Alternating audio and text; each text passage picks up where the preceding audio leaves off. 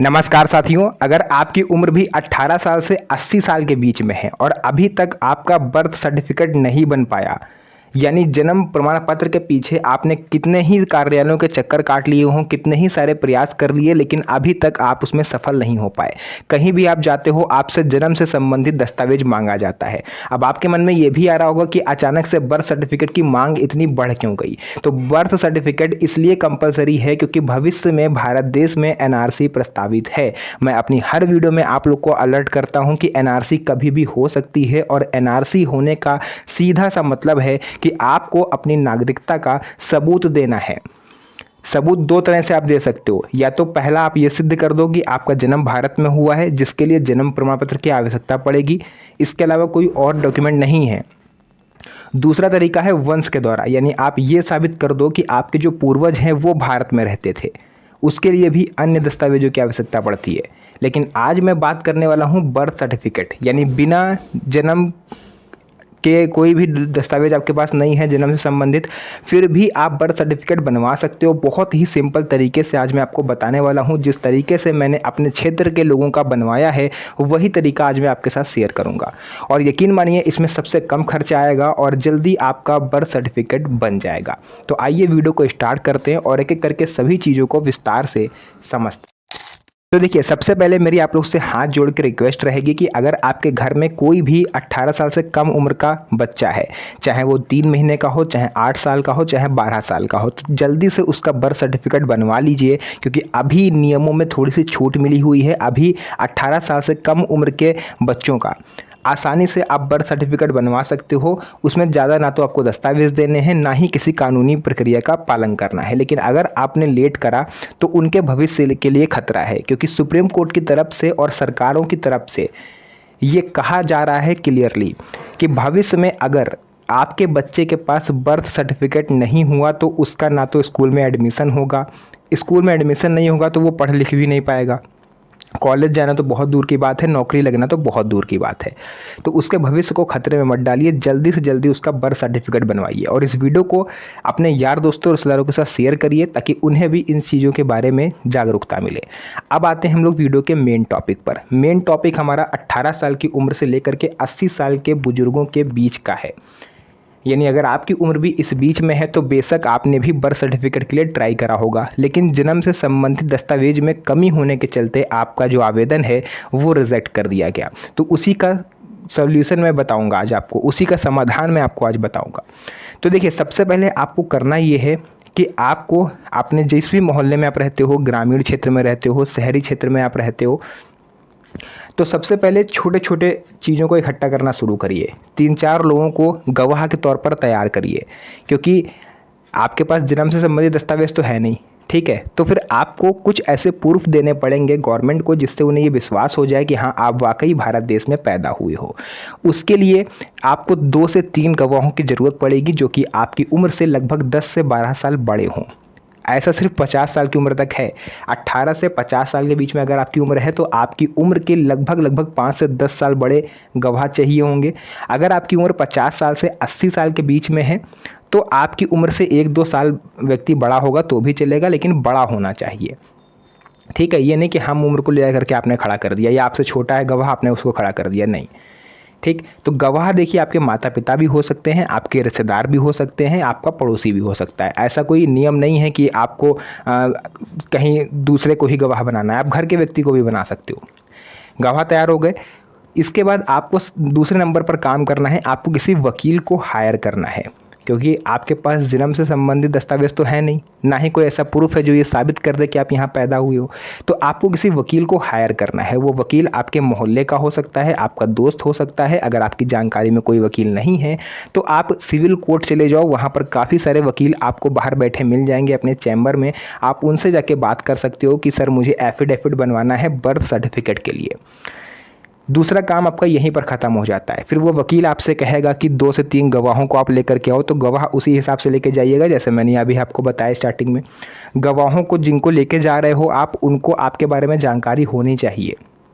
ऐसा नहीं है कि वकील आपसे अलग पूछ रहा है कि आपका जन्म कब हुआ। अब आप बता रहे हो हमारा जन्म 10 अक्टूबर 1983 में हुआ, आपके गवाहों को अलग बुला के पूछा गया तो वो कह रहे हैं कि भैया इनका जन्म 1985 में हुआ है। तो ये कम्युनिकेशन अगर मिसमैच होता है तो वहीं से आपको वापस कर दिया जाएगा। एफिडेविट तो गया हाथ से, एफिडेविट गया तो बर्थ सर्टिफिकेट भी गया। तो जिनको भी लेकर के जा रहे हो ना, उनको अपने बारे में थोड़ी जानकारी दे देना कि माता पिता का नाम मेरे ये है और इस दिन मेरा जन्म हुआ, इस स्थान पर हुआ, वही वो लोग बोल देंगे। और उन सभी गवाहों के आधार कार्ड की एक एक फ़ोटोकॉपी लगेगी पहचान के तौर पर और एड्रेस के प्रूफ के तौर पर, ताकि इन केस अगर सरकार को डाउट हुआ या किसी अधिकारी को डाउट हुआ तो वो उन गवाहों के घर पर आकर के सत्यापन भी कर सकते हैं। आपको भी आधार कार्ड देना है फ़ोटोकॉपी और उन गवाहों को भी आधार कार्ड की फ़ोटोकॉपी जमा करनी है।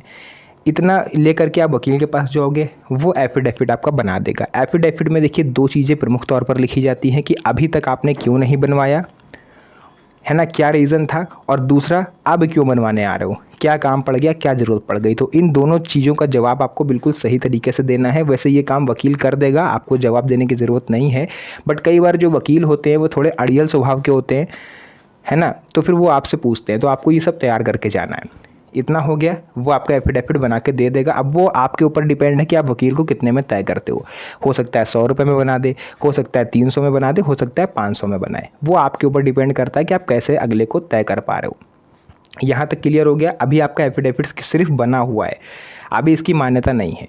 इस एफिडेविट को लेकर के आपको एसडीएम कार्यालय जाना है, यानी मजिस्ट्रेट कार्यालय। वहाँ पर आप जाओगे, जब तक वो इसको वेरीफाई नहीं करेंगे, वो स्टाम्प नहीं लगा देते, तब तक एफिडेविट मान्य नहीं होगा। बर्थ सर्टिफिकेट के केस में एसडीएम कार्यालय आप जाओगे, वहाँ पर वो आपसे कुछ सवाल पूछते हैं कि आप कहाँ के रहने वाले हो। ज़्यादा बेसिक सी जानकारी रहती है, कोई ऐसा हार्ड नहीं है। वो मोहर लगा देंगे। वो मोहर लगने का प्रमाण ये है कि अब आपके बर्थ सर्टिफिकेट बनने में किसी तरह की कोई रुकावट नहीं रहेगी, है ना। मोहर लग गई, इसका मतलब आपके पास जन्म से संबंधित दस्तावेज आ गया। अब देखिए, ये मजिस्ट्रेट कार्यालय से आप बाहर निकलोगे, एफिडेविट में मोहर लगवा करके, और एक वो एनओसी टाइप का एक सर्टिफिकेट देते हैं। 2 चीज़ें आपको वहाँ से लेकर के आनी है। फिर आपको सीधे चले जाना है नगर निगम कार्यालय। अगर आप शहर में रहते हो तो नगर निगम कार्यालय, नगर पालिका कार्यालय, नगर परिषद कार्यालय, जो भी आपके क्षेत्र में लगता हो, या ग्राम पंचायत कार्यालय अगर आप गाँव में रहते हो, वहाँ पर जा करके आपको जन्म प्रमाण पत्र का डॉक्यूमेंट मांगना है, यानी फॉर्म मांगना है। वो आपको फॉर्म दे देंगे। फॉर्म में 3 पेज होंगे। पहले पेज में आपकी जो बेसिक जानकारी है, आपको जो आवेदन करना है, आपकी पूरी डिटेल रहेगी। आपका नाम क्या है, आधार नंबर क्या है, कहाँ रहते हो, है ना, माता पिता क्या नाम है। दूसरे पे रहता है एक्नॉलेजमेंट, यानी कि आपको कुछ वहाँ पर शर्तें दिखाई देंगी, उसमें आपको टिक करके सिग्नेचर करना है। उसमें ये लिखा होता है कि मैंने जो भी जानकारी इस प्रथम पेज पर दी है, ये पूरी तरह से सही है। अगर जाँच के दौरान कोई भी विसंगति पाई जाती है तो ये संस्था या गवर्नमेंट मेरे ऊपर कानूनी कार्रवाई के लिए स्वतंत्र है। ये 2 पेज हो गए। तीसरे पेज पे लिखा होता है देरी से बनवाने का कारण, यानी देर से आप क्यों बनवा रहे हो, इसका पूरा क्लियर आपको रीज़न बताना पड़ेगा। और रीज़न ऐसा लिखिएगा जो जेन्युइन लगे। ये मत लिख दीजिएगा कि मुझे आज ही पता चला इसके बारे में तो मैं आज आ गया, है ना। थोड़ा जेन्युइन लिखिएगा कि मैं पहले जागरूक नहीं था, लेकिन अब मुझे इसके बारे में पता चला है कि इसकी अहमियत क्या है, सो मैं इसके लिए अब आवेदन कर रहा हूँ।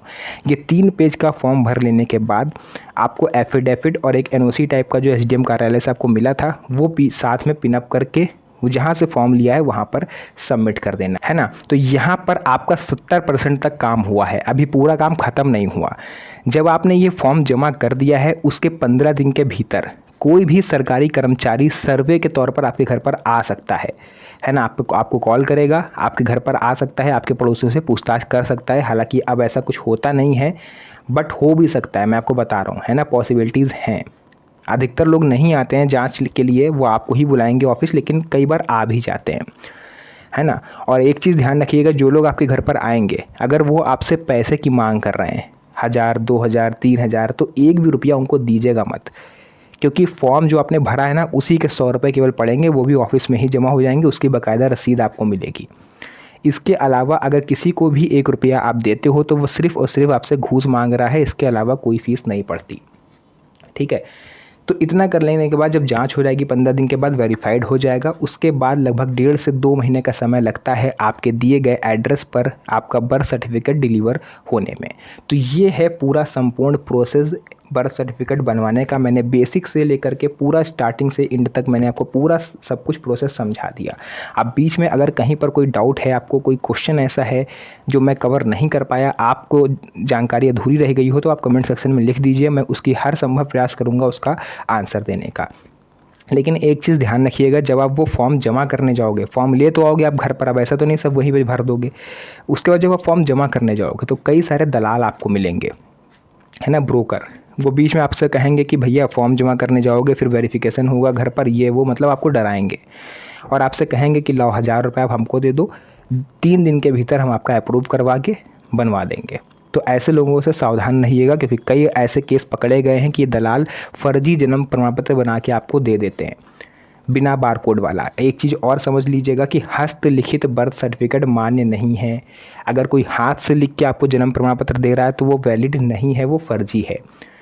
डिजिटल प्लस QR कोड वाला, मैंने स्टार्टिंग में इमेज लगाई थी, अगर हो सकेगा तो मैं फिर से लगा दूंगा। डिजिटल प्लस QR कोड वाला बर्थ सर्टिफिकेट ही वैलिड है, इसके अलावा कोई और जन्म प्रमाण पत्र मान्य नहीं माना जाएगा। अगर कोई और बर्थ सर्टिफिकेट आप दिखाते हो तो वो पूरी तरह से फर्जी है।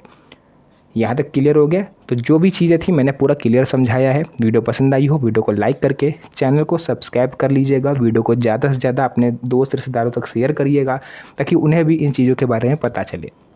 तो आज के लिए बस इतना ही। फिर से मुलाकात होगी आप सभी से एक और नई मज़ेदार वीडियो में। तब तक के लिए धन्यवाद। जय हिंद।